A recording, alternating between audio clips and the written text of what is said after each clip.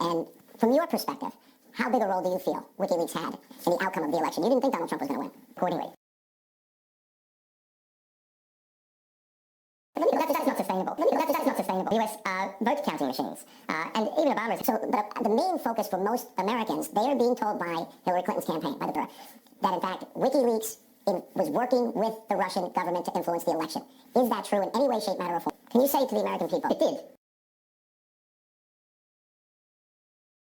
It's absolutely impossible to tell. If it did, then how do you view yourself? Are you? It's interesting because at one point in the campaign, the New York Times got a hold of Donald Trump's taxes, which, by the way, they obtained illegally, and they published the information. Is there any difference between you're not going to reveal your source, but nobody has said what you released is not true? They went forward with the story on his taxes. Is there any difference? Seeing it and working for our government itself. Well, this is an important point. 10 years, not one evidence where you've been proven wrong. I know I know you want to protect your sources. That it was not Russia. You said so reluctantly. Can you say that the source was within the United States? He's playing games. He's playing games. He's dishonest. Released a joint report detailing how federal investigations and investigators linked the Russian government to the hacks of the Democratic Party organization.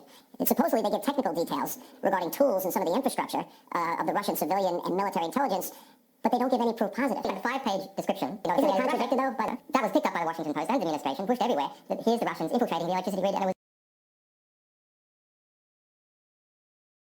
that was picked up by the Washington Post and the administration, pushed everywhere, that here's the Russians infiltrating the electricity grid, and it was completely both 2008, because I was investigating Barack Obama and his backgrounds and his associations and his career and his lack of knowledge and his radical belief system. And everybody in the media ignored a lot of it. So my question to you then is, now knowing what WikiLeaks revealed on Bernie Sanders being cheated, so what does that say to the American people about media coverage in America? Dishonest? If they're colluding with Hillary, that's not corrupt. We have no government corrupt. To me, was the type of thing that you sort of like open a window and things are not often the way they appear. Reality going forward in terms of if the media's not there, that was my concern. One is you showed us that we do not have cybersecurity. You acknowledge that. And two, I think in this election in particular, you exposed a lot of good here.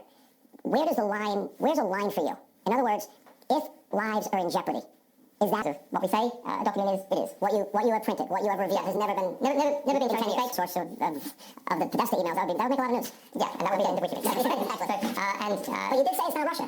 And you don't like to say that. There's not a single instance of anyone coming to physical harm as a result of that publication. Let me as a result in somebody's death. In other words, methods. That's an ethical standard for you.